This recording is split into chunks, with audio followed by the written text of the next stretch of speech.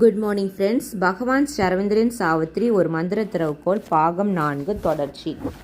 அன்னையின் அன்பும் அருளும் இனிமையும் உலக மக்கள் அனைவருள்ளும் சொந்தமானது என்பதையும் அவை நமக்கு மட்டும் சொந்தம் என்று நாம் உரிமை கொண்டாடக்கூடாது என்பதையும் இப்போது நாம் உணர்ந்து கொள்கிறோம்.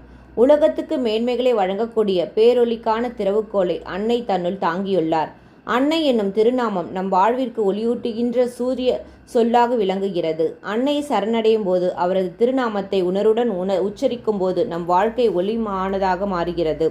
அன்னை நம் மீது கொண்டுள்ள அளவற்ற பிரிவினால் நம் வாழ்வில் இறங்கி நம்மை உயர்த்துவதற்கு நமது பேருருளை பெறுகிறார் என்று கூறும் பகவான், மனித இனமானது தனது சொந்த முயற்சியால் குறிப்பிட்ட அளவுக்கு தான் உயர முடியும் என்பதால் இறை சக்தியானது இறங்கி வந்து மனித இனத்தை உயர்த்த முன் வருகிறது என்பதை நமக்கு உணர்த்துகிறார். நம்மை உயர்த்துவதற்காக அன்னை மேற்கொள்கின்ற முயற்சிகள் எதுவும் வீண் போகக்கூடாது என்பதை நாம் நினைவில் வைத்து கொள்ள வேண்டும்.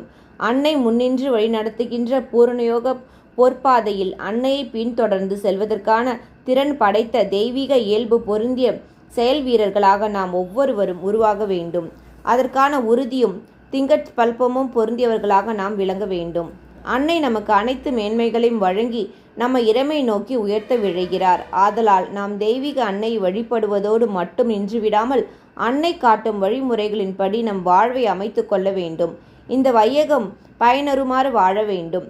நமது மானுட வாழ்வை தெய்வீக வாழ்வாக மலர செய்ய வேண்டும் என்பன போன்ற அற்புதமான கருத்துக்களை இந்த பகுதியின் மூலமாக பகவான் நமக்கு உணர்த்துகிறார்.